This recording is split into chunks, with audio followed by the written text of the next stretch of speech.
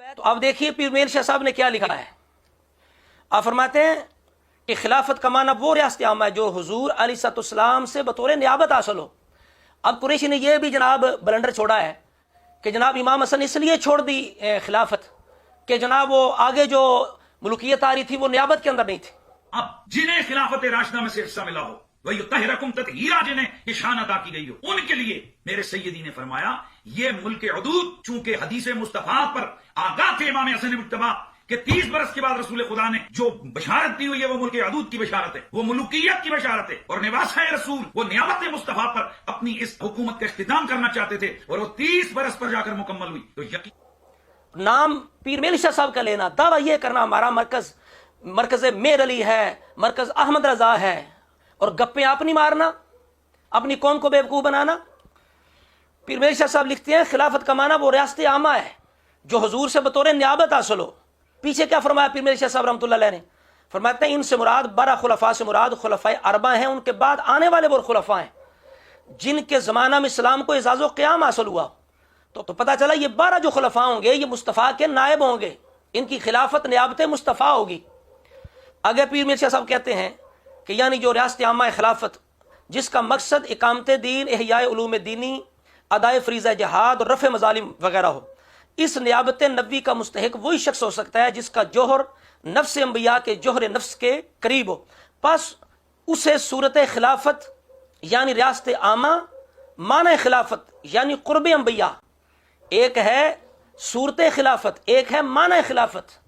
یہ دو حصے ہیں خلافت کے، معنی خلافت اور صورت خلافت. صورت خلافت کا مطلب ہے ریاست عامہ، معنی خلافت کا مطلب ہے قرب انبیاء.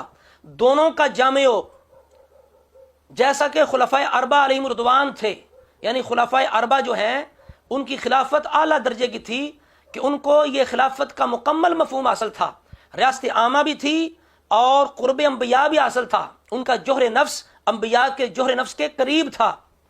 اب آگے کیا فرماتے ہیں؟ فرماتے ہیں خلفائے اربع کے بعد خلافت کی صرف صورت باقی رہ گئی، یعنی ریاست عامہ باقی تھی، وہ بھی نیابت مصطفیٰ میں تھی. 12 خلفاء یہ نیابت مصطفیٰ کے اندر ان کی خلافت ہوگی. معنی بالکل ختم ہو گیا، جیسا کہ امیر معاویہ کا دور حکومت یعنی حضرت معاویہ کا دور حکومت خلافت بھی ہے، مصطفیٰ کی نیابت بھی ہے، لیکن جو عظیم الشان خلافت ہے مکمل معنی جس کے اندر ریاست عامہ بھی ہو اور باطنی طور پر جو ہے وہ قرب انبیاء بھی ہو، تو وہ نہیں تھا. یعنی ظاہری معنی موجود تھا، یعنی ریاست عامہ جس طرح پیچھے فرما چکے ہیں، لیکن معنی نہیں تھا، یعنی قرب انبیاء نہیں تھا.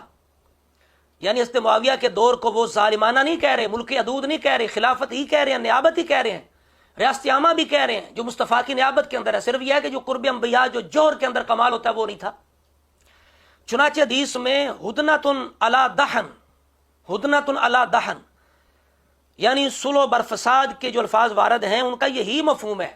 اب دیکھ لو پیر میل شاہ صاحب نے یہ جو ہدنۃ علی دہن ہے اس کا مفہوم بھی بیان کر دیا کہ اس سے مراد یہ نہیں کہ معاذ اللہ حضرت معاویہ کی صلح کے اندر قدورت ہے یا وہ معاذ اللہ بدنیت تھے، معاذ اللہ کو ان کا مقصد اور تھا، حکومت کرنا مقصد تھا، یہ تھا وہ تھا جس طرح آج بکواس بازیاں کی جاتی ہیں. پیر میل شاہ صاحب رحمۃ اللہ علیہ نے صرف یہ لکھا ہے کہ یہ جو حدیث کے اندر اس کا معنی یہ ہے کہ جو یعنی 30 سالہ خلافت کے بعد خلافت ہوگی، حکومت ہوگی، امامت ہوگی، 12 خلفاء ہوں گے تو ان کے دور میں معنی خلافت ختم ہوگا، صورت خلافت باقی رہے گی. یہ مفہوم معنی ہے.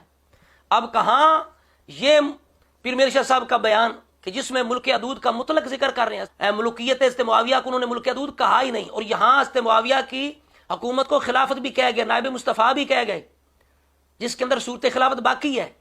اب یہ دونوں بیانات، دونوں تحریریں پیر میل شاہ صاحب رحمۃ اللہ علیہ کی، اب میروی کون ہے جو دونوں کو مانے یا پیر میل شاہ صاحب پہ جھوٹا الزام لگائے، بہتان لگائے اور حضرت معاویہ کی ملوکیت کو ملک عدود کہنے کے لیے، قریشی کا دفاع کرنے کے لیے، حسین الدین شاہ صاحب کا دفاع کرنے کے لیے جو بہتان بازی کرے، ائمہ دین پر پیر میل شاہ صاحب پر بھی بہتان لگا جائے.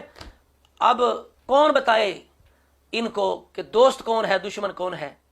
تو یہ بڑے جناب بغل باجری تھی.